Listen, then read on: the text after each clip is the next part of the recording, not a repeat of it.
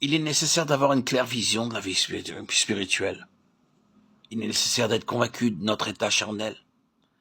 Et il n'y a qu'un pas à se faire pour passer de l'état charnel à l'état spirituel. Nous arrivons au dernier point.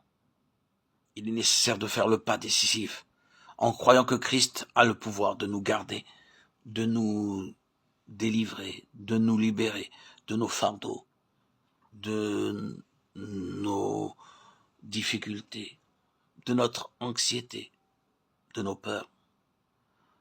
Ce n'est pas une simple perspective. Ce n'est pas une consécration que nous pouvons obtenir de toute évidence par nos propres forces.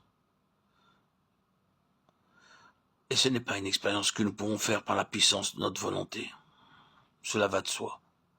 Nous sommes charnels. Il nous serait difficile de sortir de ces liens, de ces chaînes. Non. Tous ces éléments peuvent être présents. Mais le principal, c'est de regarder à Christ. Notre libérateur, notre délivrance se trouve en Christ. Il nous faut croire qu'il a la puissance de nous garder demain, après-demain, toujours. Nous devons avoir la vie de Dieu en nous. Nous avons besoin d'une vie qui peut résister à toutes les tentations. Une vie qui ne durera pas seulement jusqu'à la prochaine réunion de consécration, mais qui durera jusqu'à la mort. Nous voulons, par la grâce de Dieu, faire l'expérience de ce que la toute-puissance de Christ, habitant en nous, peut accomplir, et de tout ce que Dieu peut faire par nous, pour nous, en nous. Dieu attend, Christ attend, le Saint-Esprit attend. Ne voyez-vous pas en quoi vous avez eu tort et pourquoi vous avez erré si longtemps dans le désert? Ne voyez-vous pas le bon pays, le pays de la promesse, où Dieu veut vous introduire, vous garder et vous bénir? Rappelez-vous l'histoire de Josué et Caleb et des espions envoyés à Canaan. 10 des espions dirent au retour, « Nous ne pourrons pas vaincre ces gens-là. » Mais Caleb et Josué dirent, « Nous les vaincrons, car Dieu l'a promis. » Saisissez aujourd'hui les promesses de Dieu. Écoutez sa parole. La loi de l'esprit de vie en Jésus-Christ m'a affranchi de la loi du péché et de la mort. Romains 8:2. Emparez-vous de cette promesse.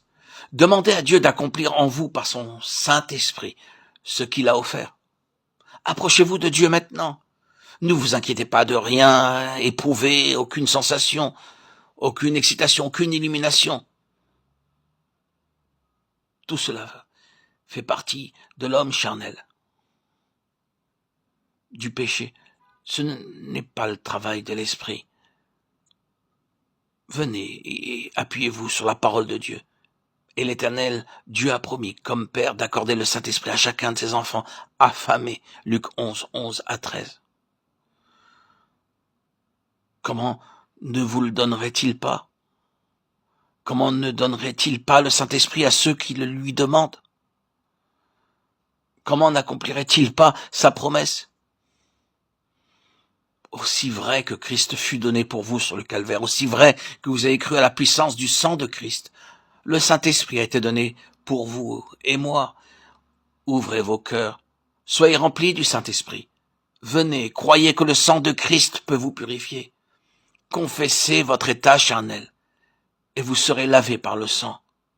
Puis confiez-vous dans le Christ vivant pour recevoir la bénédiction du Saint-Esprit.